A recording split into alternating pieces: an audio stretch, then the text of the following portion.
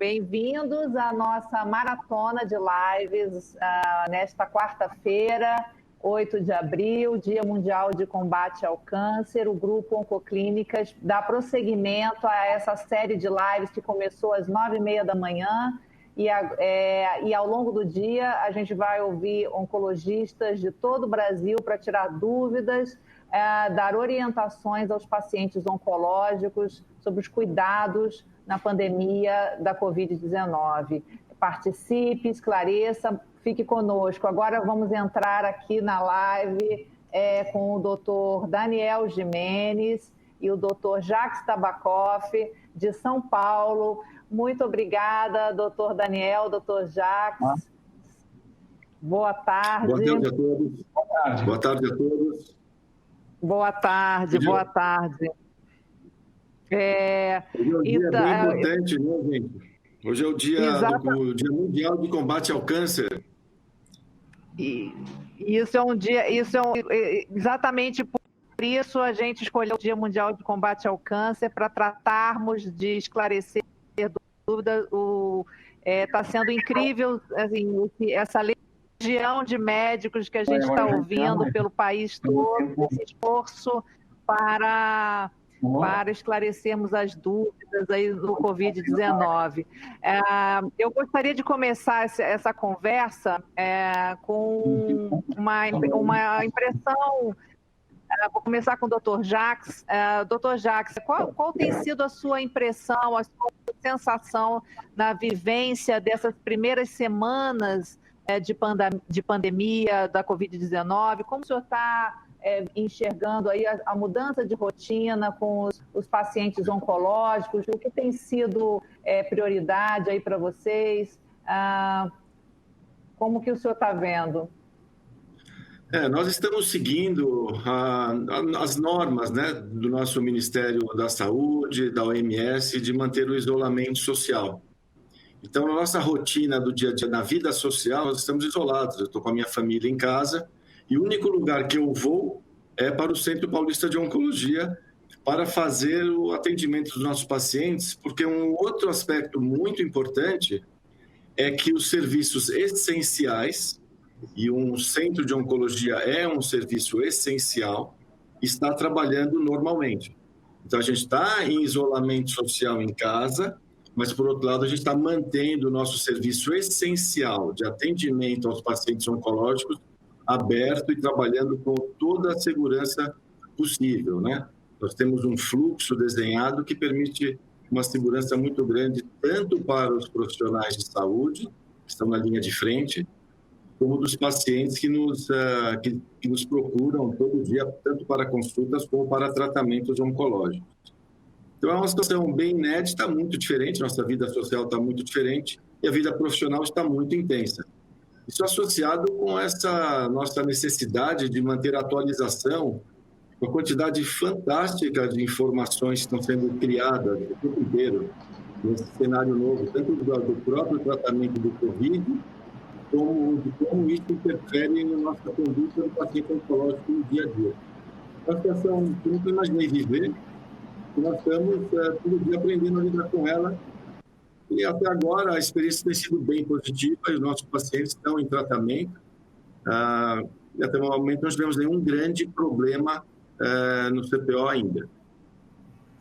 Perfeito, doutor Jacques. Doutor Daniel, como o senhor poderia complementar o doutor Jacques aí na rotina que vocês estão tão nova, né, que vocês estão vivendo aí com os pacientes? O que tem mudado? O que foi transformado?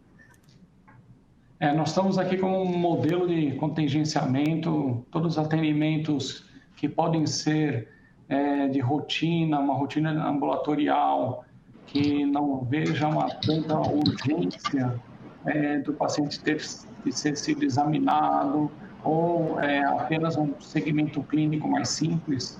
A gente tem estruturado o teleatendimento para que os pacientes sejam atendidos via telefônica. A gente está estruturando um aplicativo para fazer atendimento telepresencial, e em breve a gente vai disponibilizar. E aqui no CPO a gente está procurando exagerar ao máximo todo o processo de limpeza que está redobrado, até triplicado, para que o paciente tenha toda a segurança. Porque a gente entende que, especialmente no dia de hoje, que a gente resolveu fazer essa empreitada, né, de lives, de dar importância que os pacientes precisam continuar sendo cuidados, tratados, e que a gente tem discutido muito com os nossos parceiros, nossos mastologistas, cirurgiões em geral, da necessidade da gente tomar um cuidado em não deixar as coisas pararem, que o prejuízo pode ser muito maior a médio e longo prazo, né? Nós sabemos que tem algumas circunstâncias especiais que precisam ser postergadas, mas, de qualquer forma, nós estamos preparados para dar toda a segurança ao paciente para ele vir, né, e ser bem atendido e com segurança, né? Obrigada, doutor Daniel. Doutor Jacques, complementando o doutor Daniel nessa questão da importância dos tratamentos não serem interrompidos, como é que o senhor enxerga essa questão, assim, que impactos uma eventual interrupção no tratamento frente à pandemia pode prejudicar os resultados de tratamentos? No nosso dia a dia de oncologista, nós estamos sempre habituados a fazer uma avaliação muito delicada entre o benefício clínico do tratamento e os seus potenciais efeitos colaterais. Essa é a rotina do oncologista. O pouco está avaliando efeitos colaterais e benefício. E, obviamente, tratamentos com intenção de cura completa, por exemplo, em linfomas, tratamentos adjuvantes, o objetivo é uma cura definitiva, nós temos a tendência e a necessidade de manter tanto a dose de cada aplicação, o intervalo de dose adequado para garantir esse bom resultado de cura para esses pacientes. Tem algumas situações em que a biologia da doença é um pouco diferente, é mais lenta, o tratamento pode ser só de controle ou de manutenção, então é possível algumas vezes fazer algum ajuste ou atrasar algum tratamento sem um impacto direto. Mas realmente a função primordial do oncologista é avaliar esse custo e benefício. Em algumas situações é impossível a gente adiar a dose, reduzir dose, porque o custo seria uma diminuição de eficácia ou uma diminuição da curabilidade. Então, nesse caso, a gente é muito mais restrito. Em algumas situações, a gente pode até adiar o início do tratamento, por exemplo, um linfoma de baixo grau ou na leucemia linfocítica crônica, que são doenças que frequentemente a gente não precisa iniciar o tratamento imediatamente. No contexto de uma pandemia como essa, é mais um fator que nos leva a adiar um pouco mais o início do tratamento do paciente. Então, sempre é uma conversa entre o profissional, o oncologista clínico, o radioterapeuta, o cirurgião, todos os profissionais envolvidos, avaliando os detalhes da situação daquele paciente, daquele indivíduo, levando em consideração aspectos da biologia da doença, do estado clínico do paciente, outras doenças, para tomar a melhor decisão. Mas, em algumas situações, a gente tem que manter o tratamento, apesar de estar vivendo uma pandemia como essa. Perfeito. Doutor Daniel, nessa linha, acho que é algo que os pacientes têm muita dúvida, e é natural que exista o dilema de ficar em quarentena e naturalmente precisar se deslocar para fazer um tratamento, ou mesmo fazer algum procedimento que exija uma internação. O que o senhor diria para esse paciente que precisa enfrentar essa realidade de se deslocar, embora haja necessidade de se preservar no contato social, no contato com outras pessoas? A sua colocação foi perfeita. Esse medo, ele é assim, todo mundo está com esse medo. Só que o que é curioso é que antes da pandemia, o paciente com câncer já tinha esse medo. Então, foi o que parece que justifica o efeito que aconteceu na Itália, né, que na época que fizeram a avaliação de 7.500 óbitos, né, apenas 17 pacientes com câncer que compõem todos esses óbitos. Muito provavelmente porque eles já se precaviam de qualquer outra infecção, né? Então, no universo do câncer de mama, que perfaz uma grande porcentagem da clínica, graças a Deus, o potencial imunossupressor dos tratamentos é muito baixo.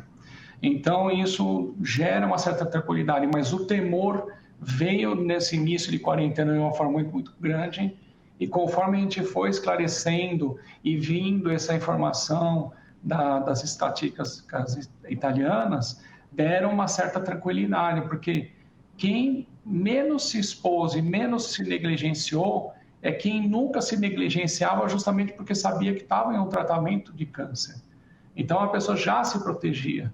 Então, a gente fazendo esse trabalho de tranquilizar os pacientes, vocês podem ficar tranquilos que, desde que não tenha um grande risco em termos imunológicos, as pacientes podem vir a fazer o tratamento. E assim, aqui no universo paulista, né, de São Paulo, o trânsito nunca esteve mais sossegado. Então, os pacientes estão chegando muito rápido, o acesso à clínica está sendo muito mais facilitado, o prédio aqui na clínica está vazio, só tem a gente. Então, o risco que essa pessoa tem na trajetória e no trânsito dela é muito pequeno, né, de eventualmente acabar se contaminando, né? É que realmente o terror que foi colocado no início da quarentena assustou a todos. Então, a gente percebeu que na primeira semana teve um momento muito difícil, todos nós, inclusive os médicos, ficamos muito assustados, e agora a gente está se acomodando e está tendo um processo de amadurecimento, e lembrando, justamente no dia de hoje, tem uma doença para ser tratada, e não é uma doença simples, né? É uma doença importante. A gente faz até uma analogia, como é que vai ficar a hemodiálise? Vai continuar funcionando. É delicada a situação? Sem dúvida, mas o paciente não pode parar de dialisar, a gente não pode também parar de tratar. E como bem o Jacques colocou que certas circunstâncias, por exemplo, né, no câncer de mama, tem alguns tumores que nem chegaram a invadir, acabou de receber o diagnóstico, chama carcinoma ductal in situ, é aceitável postergar o tratamento cirúrgico para o final dessa crise, porque a gente sabe que a possibilidade de um ductal in situ virar uma doença agressiva, invasiva, é muito próxima de zero. Então, essa individualização e a gente passando para vocês, pacientes e todos os nossos pais, a tranquilidade que a gente precisa de ter nesse momento, ela é fundamental para a gente não ter maiores prejuízos no futuro, que seria postergar tantos tratamentos, ou não tratar, ou abandono. Isso é muito delicado. Os pacientes têm que vir ao oncologista, os pacientes têm que vir aos oncologistas e outros profissionais, porque com a experiência e o conhecimento científico a gente consegue avaliar o custo-benefício, né? Qual que é o custo, qual que é o risco de algum procedimento nesse contexto da pandemia versus o benefício de fazer. Então, só um profissional experimentado, baseado numa melhor evidência científica e adaptando essa evidência científica nas particularidades daquele indivíduo, vai fazer a melhor recomendação para manter um bom resultado oncológico, mesmo no contexto de uma pandemia tão séria como essa. Nos algoritmos, quase todos, a gente coloca que paciente oncológico é paciente de mais risco para ter aquelas formas severas da doença. Isso está meio no linguajar comum, todo mundo pensa isso. E está em alguns hospitais, faz parte da avaliação inicial. Paciente oncológico com uma infecção pela doença COVID-19, ele tem mais riscos que a forma severa. Só que os dados não estão mostrando que os pacientes oncológicos estão sobressaindo da população geral, como o Daniel mencionou. E a gente não observa que os pacientes oncológicos estão predominando nos hospitais, nas formas severas. Está nos dando um pouco de tranquilidade também em continuar fazendo o nosso trabalho, combatendo o câncer, que é a nossa missão.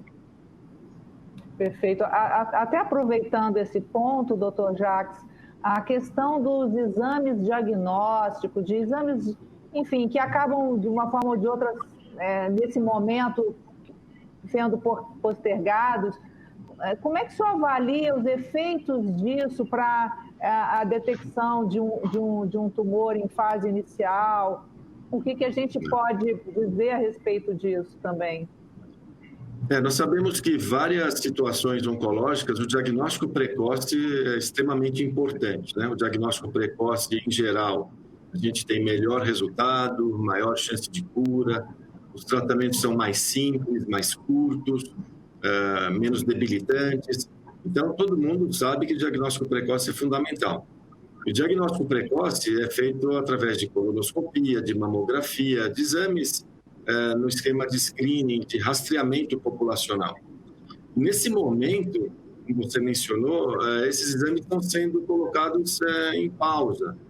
Não estão sendo feitos no ritmo normal. Isso é compreensível e a gente, de certa maneira, entende isso perfeitamente bem.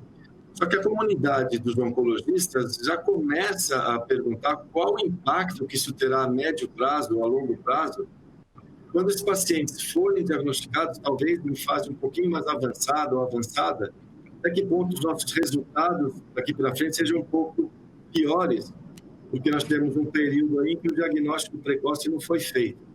Então, nós estamos, entre nós, discutindo que tipo de impacto terá a longo prazo os resultados da oncologia, já que nós sabemos, e talvez seja a melhor recomendação no momento, não fazer screening populacional para todo mundo. Mas a gente tem essa preocupação de um prejuízo a médio prazo dos resultados oncológicos por diagnóstico mais tardio. A gente tem discutido isso entre nós. Eu gostaria de complementar, doutor Daniel, esse ponto. Esse é o ponto mais importante, até um apelo que a gente tem feito com os nossos colegas. Eu até convidei alguns a participarem dessa live, né? Divulguei para colegas que fazem ultrassom, biópsias, mamografias, grupos cirúrgicos, enaltecendo a importância de que a gente, de alguma forma, com muita segurança, respeitando todos os critérios da quarentena, enfim, procurando fazer a linha, o processo terapêutico já começa desde uma biópsia até o tratamento cirúrgico, dele não ser interrompido de uma forma tão brusca que pudesse, enfim, trazer um prejuízo para esse paciente. Né? A gente não tem ideia, e esse é o ponto, porque se a gente falasse, não, só um mês, não, a gente não tem ideia de quanto tempo isso vai levar para tudo ser normalizado. Então, é um ponto de reflexão que a gente tem que enaltecer, tem que dar importância a isso, de eventualmente os pacientes que não foram esse mês no ginecologista por causa da situação, mas no mês que vem, ok, mas não dá para esperar muito. Nós não podemos esperar muito, justamente porque se a gente está frente a uma situação muito delicada e que a gente sabe que o tempo é importantíssimo, nós podemos ter um prejuízo enorme. Perfeito. Obrigada. Nós estamos recebendo aqui algumas perguntas. Eu tenho uma pergunta aqui da Esther Machado. Sou paciente com metástase e estou fazendo imunoterapia para câncer renal. Se eu pegar o vírus, eu corro riscos? Ela pergunta. Doutor Jacques, o que o senhor poderia dizer aí nesse sentido para a Esther? Esther, hoje em dia, a imunoterapia tem revolucionado totalmente toda a oncologia, né? Na verdade, vale a pena explicar que a imunoterapia tem sido usada em inúmeras indicações oncológicas e revolucionou totalmente a oncologia, somente em doença avançada. Hoje em dia, a gente cura uma grande parte de pacientes com melanoma avançado, pacientes com câncer de rim muito bem, câncer de pulmão, uma série de indicações.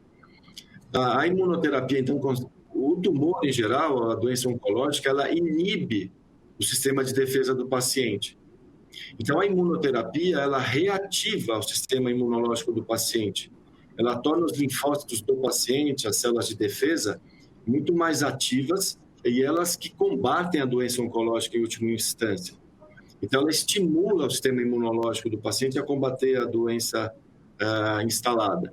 E, portanto, ela tem pouco impacto em baixar a imunidade, principalmente quando a gente compara com a quimioterapia tradicional. A quimioterapia, ela, em geral, ela atrapalha o sistema imunológico do paciente, diminui os glóbulos brancos, leva a um certo grau de imunodeficiência, enquanto que a imunoterapia aumenta a capacidade do nosso sistema imunológico combater o câncer. Então, o impacto da imunoterapia, respondendo à pergunta, é muito menor, ou seja, dá muito menos problema de infecção na população tratada com imunoterapia. Nós temos ainda uma outra mensagem importante, não sei se aplica especificamente para o caso dela, mas, por exemplo, existe uma imunoterapia chamada pembrolizumab, que foi aprovada para ser aplicada a cada 6 semanas. E ela era aplicada antes a cada 3 semanas. Então, existe um respaldo científico que corrobora e permite nós espaçarmos mais o tratamento imunoterápico a cada 6 semanas em algumas situações, especificamente para um medicamento. Já tem várias estratégias de tornar o tratamento mais seguro. E a imunoterapia é uma delas. Obrigada, excelente. Até, inclusive, o José Cláudio de Souza, ele tem uma pergunta similar. Ele tem câncer de próstata controlado com imunoterapia há 9 anos, mas tem diabetes e tem problemas cardíacos, colocou stents após o infarto. Ele faz parte do grupo de risco? Doutor Daniel, se eu gostaria de complementar? Então, a questão dele não é nem próstata e nem imuno. É diabetes, hipertensão e a idade. Né? Então, o risco está mais inerente a esses critérios clínicos dele do que diante da próstata com relação ao tratamento dele, que ele está recebendo. Né? E reforçando, a maioria dos pacientes que já se cuidavam com relação a contato, evitar contato, de fato não tem muito o que se preocupar, vão ficar bem. Mas a questão especialmente dele é com relação à idade, diabetes e hipertensão. Perfeito, obrigada. Doutor Jacques, a Priscila Michel Issuani, ela também tem uma dúvida em relação ao sistema imunológico. Ela conta que ela toma a medicação tamoxifeno há 5 meses, ela é recidiva no câncer de mama. Ela pergunta, meu sistema imunológico está mais frágil? O tamoxifeno é uma forma de tratamento hormonal. É uma forma de tratamento hormonal, não é quimioterapia. O impacto é mínimo. O impacto na imunidade é praticamente zero. Então, esse é um medicamento que é bem seguro nós tomarmos, mesmo na época da pandemia, sem nenhum problema. Então, é uma paciente que pode ficar tranquila nesse aspecto. É importante checar se ela tem outros fatores de risco, como diabetes, pressão alta, etc., problema cardiovascular, como o doutor Daniel mencionou na resposta anterior. Mas pelo tamoxifeno é bastante tranquilo. Perfeito, obrigada, doutor Jacques. Doutor Daniel, agora chegou aqui uma questão sobre, na verdade, mais ligada à prevenção. Ela é a Liliane, ela pergunta que enfim, ela tem uma sessão de quimioterapia que leva horas e ela quer entender se ela precisa trocar de máscara a cada 2 horas, mesmo assim. Um cuidado aí de prevenção, imagino que ela esteja querendo esclarecer. Essa é uma pergunta boa, tá? Nós chegamos a um momento de que a gente tem usado a máscara e olha, isso é muito importante. Sua pergunta foi ótima, porque a gente pode até explorar para outro universo também. O uso da máscara, essa é a máscara cirúrgica, ela tem uma duração de 2 a 4 horas. Tá? Mas o mais importante que ela precisa entender, e é uma mensagem importantíssima que eu creio que o Jacques vai reforçar, é que a máscara é para proteger as pessoas da gente. Então, se porventura a gente é um portador são e que pela literatura tem mostrado que mais de 80% das pessoas que transmitem o vírus não têm sintomas, essa pessoa precisa usar máscara. Tá? Então, máscara cirúrgica sim, mas ela tem em mente que a máscara também não é um passaporte da alegria, que ela pode ir com a máscara em qualquer lugar. Né? Já teve situações anedóticas assim de pessoas pedirem máscara para mim emprestada para ir na balada, porque com a máscara a pessoa achou que ia ficar livre, que poderia ir abraçar, enfim. Não, a máscara não é só isso, é muito mais uma questão solidária, como os asiáticos já faziam muitas décadas atrás, que quando um japonês está de máscara é porque ele está doente, ele não quer passar o vírus para as pessoas. E agora chegou um momento, como o Mandetta tem já recomendado a usa, porque agora já chegou a hora de um proteger o outro, né? Então, você pode ir, a gente tem recomendado isso na clínica de, se possível, vir com a máscara, né? Mesmo sem sintomas, porque eventualmente você pode estar com o vírus e ele nem se desenvolveu e, se Deus quiser, nem vai se desenvolver. Né? Mas é importantíssimo a gente ter já em mente que se for possível, não se for uma máscara cirúrgica, mas se for uma máscara de pano, mesmo porque o mercado está muito difícil de encontrar máscaras, mas é importante. E a tua resposta de 2 horas pode ser até 4, desde que ela já não fique úmida, tá? Outro ponto, então, esse ponto, doutor Daniel, é bem importante, né? Uma grande parte das transmissões desse vírus, que é muito contagioso, é através de pessoas assintomáticas, né? Então, o uso da máscara protege as pessoas que vão entrar em contato com essa pessoa, está protegendo os outros. Mas outro aspecto bem importante é a questão da higiene das mãos. Isso é extremamente importante, porque uma pessoa com máscara, que não está acostumada a usar, principalmente, ela fica colocando a mão no rosto o tempo inteiro. E porque ela fica querendo ajustar a máscara, isso também é muito negativo. Então, além de usar máscara, tem toda uma técnica para colocar a máscara, tem a duração da máscara. A gente tem que evitar ficar manipulando e pegando no rosto, na máscara, ajustando, sempre com cuidado de higienização das mãos. Esse é um vírus, e além de ser muito transmissível, ele tem muita duração nas superfícies, ele dura muito tempo, e na própria mão ele dura muito tempo, então a gente tem que estar sempre lavando.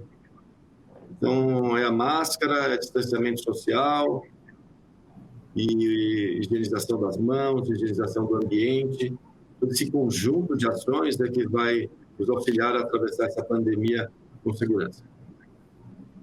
Perfeito. Um ponto importante que a gente gostaria de ressaltar, e realmente é uma dúvida também dos pacientes, uma vez diagnosticado um Covid-19 testado positivo, que tipo de procedimento específico para o paciente oncológico deve ser adotado? Já existem protocolos? O tratamento da infecção deve ser priorizado? Algum tratamento deve ser interrompido? Doutor Daniel, o que o senhor colocaria? O que a gente tem recomendado é o seguinte: se o paciente tem algum sintoma, né, ele entra em contato com a gente e a gente vai orientando, né? E se porventura a clínica for muito forte e o paciente não estiver se sentindo bem, aí sim ele precisa de ir para uma unidade hospitalar e ser avaliado com bastante rigor, né? Porque a questão do nosso receio não é os sintomas leves, é quando o paciente começa a sentir falta de ar, começa a ter tosse, aperto no peito, a perda do olfato, tudo isso é sintomas sugestivos de que a doença pode estar presente. Mas o principal é sintomas respiratórios, com a falta de ar, que eventualmente o paciente teria que ser entubado e ficar no suporte ventilatório. Então, assim, muito antes de ter o diagnóstico, a gente já tem que tomar essas atitudes, né? Eu vou dar um exemplo de uma paciente que há mais ou menos uma semana entrou em contato comigo. Ela estava há alguns dias com o início de um sintoma que parecia um resfriado, e depois de uns 4 dias, aí sim ela desenvolveu a falta de ar com uma febre muito modesta. E aí sim chegou a hora dela ir para o hospital. Ela foi internada, fizeram o teste, deu positivo, já saiu, já está bem e já deu tudo certo. E detalhe, ela não estava fazendo químio, era uma paciente em segmento de rotina. Então, outro ponto de atenção, não é só quem está em químio que precisa de ligar para nós, hein? Com todo mundo. Todo mundo pode ligar para a gente se porventura tiver algum receio, alguma dúvida. Cabe a nós aqui ajudar vocês no que for necessário, né? Mas se porventura o diagnóstico for feito e dependendo da situação, o tratamento certamente será interrompido até o momento que a pessoa ficar bem, né?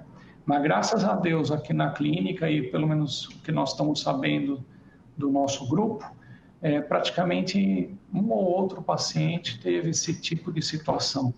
Então, como eu tinha já dito para vocês, os pacientes se cuidam tanto e se protegem tanto que a nossa expectativa é que isso vai ser muito menos que a gente espera nos nossos pacientes. Tá? Que a gente está recomendando um cuidado extremo, inclusive de contato com os familiares, enfim, reforçando esse isolamento social. Obrigada, doutor Jacques. Assim, o oncologista já está habituado, né, na nossa prática diária, todo mundo que cuida de pacientes com câncer, que os pacientes que têm uma infecção ativa, qualquer infecção, uma infecção urinária, uma pneumonia, qualquer infecção, o tratamento oncológico tem que ser, em geral, parado por uns dias até a resolução do quadro infeccioso. Com exceção de alguns tratamentos hormonais, quase todos a gente não faz tratamento oncológico ativo nos dias da infecção. A gente trata a infecção e retoma o tratamento oncológico assim que possível. Na Covid é a mesma coisa. Se você estiver com um quadro de Covid, o tratamento oncológico vai ser interrompido naquele período. Se você estiver bem recuperado, vai retomar o tratamento dele assim que for possível do ponto de vista clínico.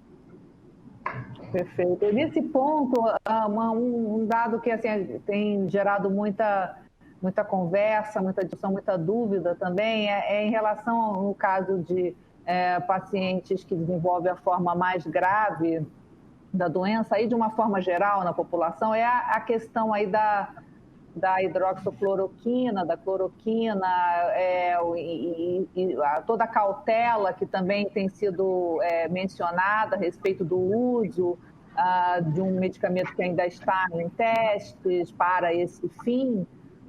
O que o senhor diria, doutor Jacques? Na sequência, eu gostaria também de ter a opinião do doutor Daniel a respeito dessa medicação voltada aí para o tratamento. Nós praticamos o que se chama medicina baseada em evidência científica. Existem vários níveis de qualidade de evidência científica. Então, a qualidade da evidência de que a cloroquina ou a hidroxicloroquina seja eficaz para tratar essa doença não é muito bom. A qualidade da evidência não é através de um estudo que comparou a cloroquina com outro, um desfecho bem estabelecido, com análise estatística, não é um estudo de melhor qualidade. São séries de casos, relatos de caso. Então, a gente acha que tem que ser estudado adequadamente, como está sendo estudado, e é bem provável que daqui em pouco tempo, e no Covid está tudo sendo, muitas vezes em dias, né, semanas, a gente espera ter um dado bem definitivo do benefício e qual situação química que deve ser usada. Já tem até um estudo avaliando dose, descartou uma dose que foi mais tóxica do que outra. Então, a gente acha que, em casos individuais, está sendo usado. Isso vai ser uma decisão multiprofissional do oncologista, com o infectologista, com o pessoal de medicina intensiva que está mais à frente desses casos, da utilização nas fases mais avançadas, eventualmente nas fases mais iniciais do Covid. Isso ainda está necessitando um amadurecimento da evidência científica. Perfeito. Doutor Daniel, o que você complementaria? Não, o Jacques colocou muito bem, e na nossa vida de oncologia, porque assim, o coronavírus está aproximando muito as pessoas do medo da morte, né? E a gente, como oncologista, sempre teve esse medo por outro motivo, que é a nossa especialidade. Então, a gente se deparou já com inúmeras cloroquinas na nossa vida e que a gente sempre teve, vamos esperar a evidência, precisa de estudo randomizado, calma. É que o momento está tão forte que uma luzinha de esperança que aparece pode forçar as pessoas a abraçar essa questão sem o devido cuidado científico, né?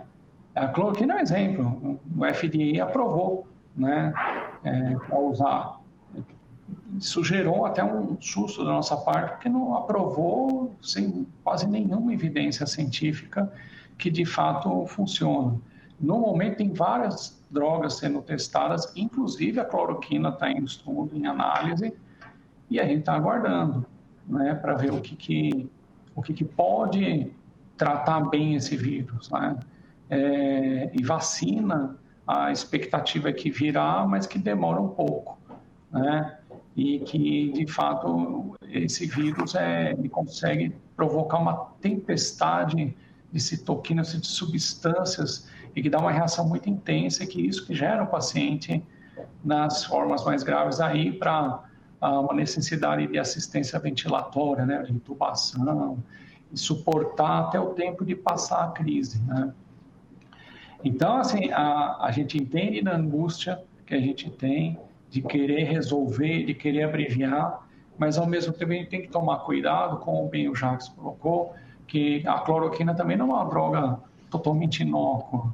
Ela também pode ter seus efeitos colaterais e na dose que ela tem sido recomendada, ela pode dar arritmia.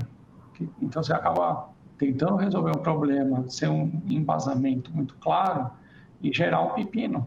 Não, imagina um paciente na UTI, está lá numa situação delicada e ainda tem uma arritmia. Então, isso não está fácil. E até gente fala, são pássaro na mão do que dois voando. Mas a gente tem que tomar muito cuidado na hora das decisões, né? Obrigada, doutor Daniel. A gente está recebendo muitas perguntas aqui da nossa audiência. Agora chegou uma pergunta aqui da Ana Cris Mendes. Ela fala sobre a mãe dela e é um tema que nós já falamos algumas vezes sobre a questão de vacinação. Minha mãe está em tratamento com a BCG após um câncer de bexiga. Ela fez uma última aplicação em dezembro e a próxima será em junho. Ela pode tomar a vacina contra a influenza? Deve. Você sabe que foi uma ótima pergunta, porque a gente não tinha colocado em pauta ainda. A gente precisa de estimular todos a fazer a vacinação da gripe.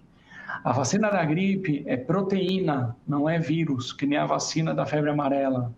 Então, assim, a gente vai minimizar os riscos dessa paciente vir a ter que ir para o hospital por uma gripe, porque a expectativa é que a gente não vai ter muita disponibilidade de assistência hospitalar no momento do inverno, porque vai ter uma competição entre os pacientes com coronavírus e, eventualmente, um paciente com gripe. Então, seria o ideal, sim, a ela fazer a vacinação. Aqui em São Paulo, a gente teve uma empreitada da prefeitura e feito até a vacinação via drive-thru, que eu acho que isso está sendo feito no Brasil inteiro, que foi uma ideia genial, porque aí até o medo de contato com as pessoas foi minimizado ao extremo, né? E em São Paulo foram 650 mil idosos que fizeram vacinação em 2 dias. Então foi um recorde, foi uma coisa super legal, para vocês terem ideia do medo que isso está gerando, né? Acho que até pessoas que nunca se vacinaram resolveram ir esse ano, né? Tanto que a gente teve até algumas clínicas de vacinação que perderam, não tem mais vacina porque todo mundo está querendo se vacinar. E é uma belíssima estratégia. E quanto à OncoBCG, ela pode ficar sossegada, que a estratégia, inclusive, é melhorar a imunidade, tá? Então, isso daí vai ser tranquilo para ela. Doutor Jacques, sobre a vacinação ainda, o senhor tem algo a complementar? E até tocando em assuntos sobre vacina contra a pneumococo, também houve essa pergunta na live anterior. O que o senhor diria? Sim, a gente é favorável a manter o esquema de vacinação em pacientes oncológicos, exceto a febre amarela, que é um vírus vivo. Então, todas as outras a gente recomenda que seja aplicada. Até facilita a equipe de saúde, quando encontra um paciente com um quadro gripal, ele pergunta para o paciente se ele foi vacinado para H1N1, a gente já tira da frente essa possibilidade. Então, até na hora da triagem no pronto-socorro, num paciente com uma síndrome gripal, a informação de ele ter sido vacinado, e é tão eficaz a vacina, tão importante, que ajuda a equipe médica atendendo aquele paciente a descartar essa possibilidade. Na verdade, o nosso sonho é que um dia a gente tenha uma vacina semelhante a essa para a Covid-19. Isso que a gente torce, que seria a solução mais definitiva desse problema. Perfeito. Temos aqui também uma pergunta sobre, na verdade, as duas perguntas aqui dizem respeito à questão do sistema imunológico. Vou tentar juntar aqui. A Priscila, ela pergunta sobre ela pergunta se o sistema imunológico dela está mais frágil por conta de uma recidiva de câncer de mama, e o Adenir fez cirurgia de câncer de pele há 6 meses. Ele quer saber também como está o sistema, se o sistema imunológico dele está mais frágil, se ele faz parte do grupo de risco. Doutor Jacques, doutor Daniel. Eu vou pegar o da pele.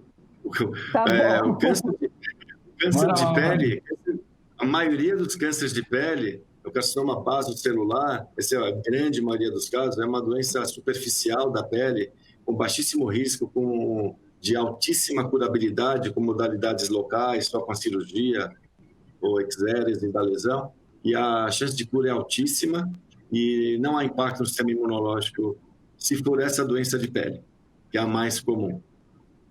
Perfeito. Doutor Daniel, no caso aí do sistema imunológico mais frágil, da recidiva de câncer de mama, e fazendo uso de medicação oral? De modo geral, os tumores sólidos, né? Mama, intestino, câncer de testículo, câncer de pulmão, uma recorrência, né, seja qual for, osso, ou no pulmão, ou numa pleura, ela não impacta na performance da defesa do paciente. O paciente ele aguenta tudo, ele está competente, né? Então, assim, para ficar bem tranquila nesse sentido, que ela pode exercer seu tratamento e que existe eu vou até jogar isso uma coisa assim, é possível, existe já começar indícios que eventualmente uma pessoa que tem uma imunidade menor venha a ter uma reação ao coronavírus inferior, tá? Então, assim, isso não é uma cloroquina, não é nada, mas, assim, a gente está tão preocupado que a nossa imunidade tem que estar muito boa, que talvez quando está boa demais, a reação ao coronavírus pode ser muito pior, tá? Isso é possível, tá? Não isso já está começando a circular no meio científico, essa ideia, né? Mas quanto a ela pode ficar sossegada que isso não vai atrapalhar, tá?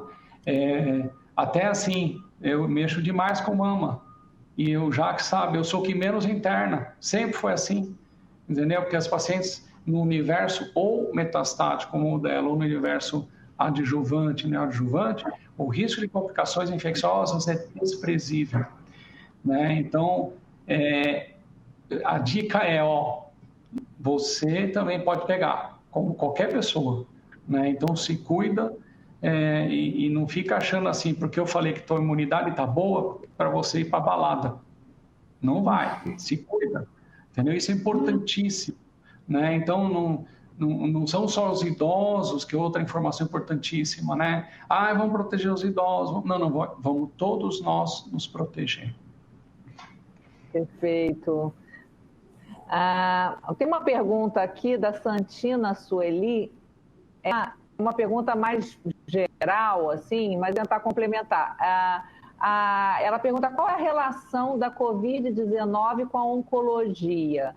Eu imagino que queira perguntar sobre os impactos da Covid na oncologia. E aí eu aproveito para perguntar se vocês acham que o que vai mudar na oncologia, o que pode mudar na oncologia diante desse quadro que nós estamos vivendo. Até a questão da telemedicina, eu acho que pode estar impactando de alguma forma aí, né? O que o senhor diria, se eu quiser já emendar, doutor Daniel, e a gente vai depois para o doutor Jacques? É o que a gente ia colocar no começo da nossa live, né? O impacto é no medo, né? O medo é atrapalhar um pouco as decisões, né? Então, é isso que para nós oncologistas, a gente já lidou com medo em inúmeras outras situações. Medo da dengue, medo da febre amarela, medo do H1N1. A gente já lidou com esses medos e com essas outras epidemias que tiveram um impacto menor, mas assim, a gente sempre teve que lidar com isso. Mas, de fato, nesse momento, esse medo ultrapassou os limites que a gente nunca agiu. E até a intenção desse projeto, dessa empreitada aqui das lives, é justamente essa, vamos tentar manter o equilíbrio e tentar fazer o medo interferir o mínimo possível nas nossas decisões, né? E talvez usar o medo para proteger os pacientes em algumas circunstâncias e não usar o medo que ele não atrapalhe as nossas decisões. Mas, de modo geral, vai ser um grande desafio lidar com isso, tá? Mas a gente já está acostumado a lidar com outros medos de pandemias, não pandemia nesse sentido, mas epidemias aqui no Brasil. A época da dengue, né, Jacques? A gente ficou doido, por causa que, principalmente uma dengue hemorrágica, vamos supor, com um paciente fazendo quimioterapia, é uma encrenca, né? Então, olha, usa repelente, cuidado, não vai, não sei onde, tal. Tudo esse sentido. Doutor, eu posso vacinar com a vacina da febre amarela? Não, você está em químio, espera. Não vai viajar para tal lugar, que isso daí é perigoso. Então, a gente já esteve acostumado a lidar, mas sem dúvida nenhuma, dessa vez, está meio demais. Então, a gente tem que manter o nosso equilíbrio e trabalhar parecendo um autista nessa hora, sabe? Para tentar o mínimo de interferência nas nossas decisões. Perfeito. Doutor Jacques, gostaria de complementar nesse sentido? O que eu acho, que eu espero que essa pandemia tem levado para nós é a vulnerabilidade de todos. Todos são vulneráveis, né? Todos os brasileiros são vulneráveis. E o que eu acho, que eu espero que fique é que a necessidade de colaboração. A colaboração de todos, né? Desde a equipe médica, do seu vizinho, de todo o comércio, de todos os políticos, de todos os ministros. É que a gente está num barco único. É uma ameaça, como se fosse um predador da raça humana.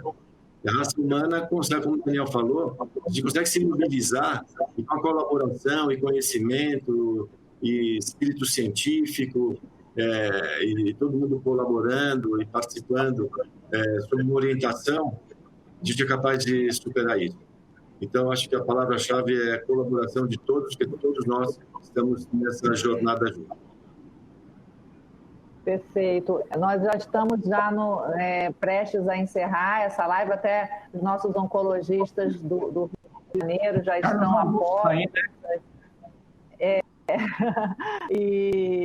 E eu queria encerrar com uma última pergunta. Na verdade, já falamos um pouco sobre o aspecto emocional, mas reforçando a importância de manter a serenidade nesse momento, o equilíbrio. Eu tenho uma pergunta aqui da Simone Veiga, que ela conta que ela recentemente começou a ter crises de pânico e com a quarentena ela se sente ainda mais ansiosa e com crises mais frequentes. Como os pacientes devem proceder em relação às consultas psicológicas? Ela gostaria desse esclarecimento. E aí eu peço ao doutor Daniel aí para iniciar essa mensagem aí de como manter a serenidade, como tornar, que medidas podem ser tomadas no dia a dia para baixar essa ansiedade, que é bastante compreensível, né? Olha, totalmente compreensível e, olha, culturalmente, o Brasil nunca passou por isso, né? Nem climaticamente, esse é o ponto. E nem guerra, né? Então, assim, é muito fácil você falar para um europeu, tipo, que mora na Suíça, que está acostumado a ficar 4 meses em casa, amanhecendo às 11 e anoitecendo às 3 horas da tarde, e que ele ficava confinado, naturalmente. É o clima. Então, vai ficar mais uns 2 meses, ok. Então, para o brasileiro, nessa nossa cultura, de fato, o confinamento vai trazer mais desafios psíquicos para a gente, sabe? Para a gente suportar, né? E aí, quem já tem algum paninho de fundo psíquico, né? De alguma crise de ansiedade, tudo, e toda essa mídia monstruosa que está bombardeando a gente, eu acho que algumas medidas são válidas para tentar minimizar esse impacto. Não sei se resolve, mas evitar o contato com a mídia, né? Evitar os grupos de WhatsApp que tem de fake news aterrorizantes, contaminando a gente, algo assustador, né? Assim, tentar acesso às psicólogas do grupo, que a gente está tentando fazer atendimento telepresencial para ajudá-las no que for preciso, né? As técnicas de relaxamento, tentar fazer esqueci o nome da técnica, mas assim, meditação, né? Ou seja, são técnicas paliativas, né?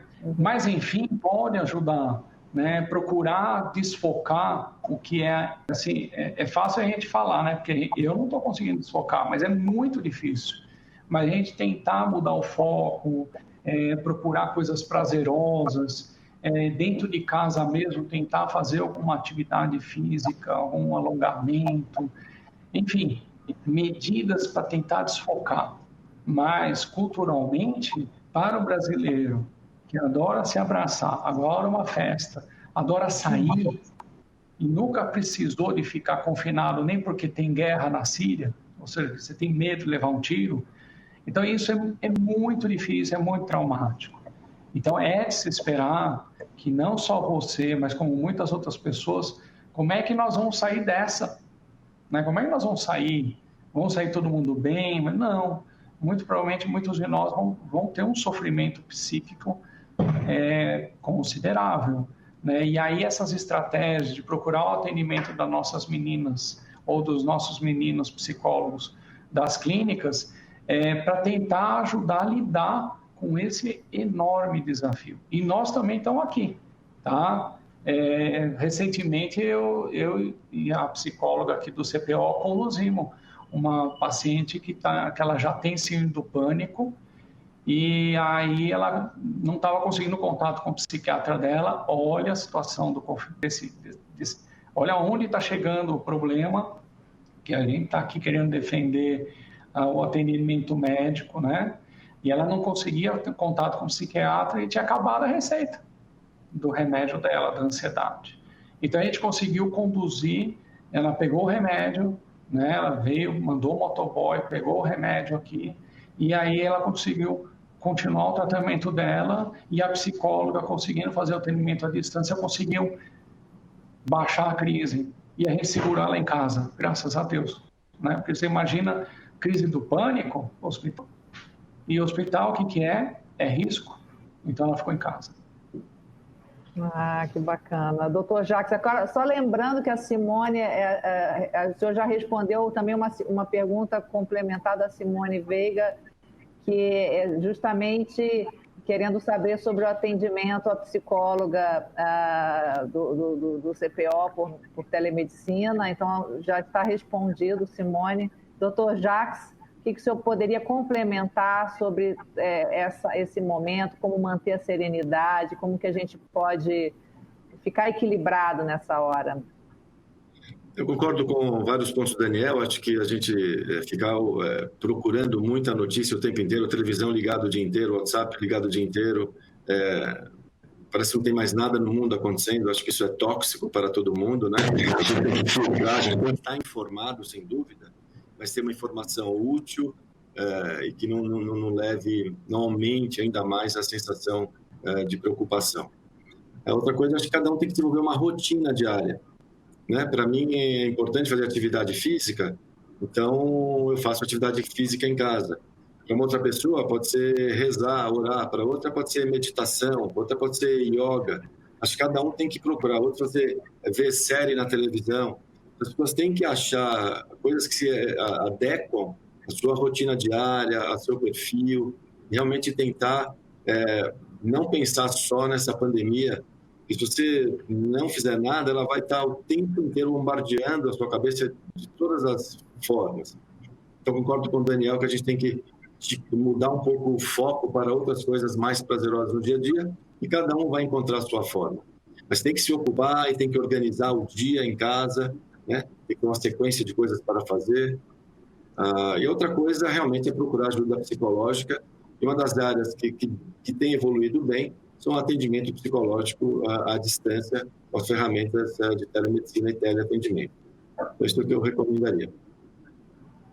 Perfeito, doutor Jacques. Muito obrigada, doutor Jacques, doutor Daniel. Foi excelente aí o nosso papo. Eu agradeço demais a audiência também, dos nossos participantes, dos pacientes, das pessoas que estão nos assistindo. E a gente vai seguir a programação das lives agora com o Rio de Janeiro, às 14 horas. A gente retoma a nossa maratona de lives neste Dia Mundial de Combate ao Câncer. Muito obrigada, doutor Jacques, doutor Daniel. Obrigado. Obrigado a vocês. Obrigado.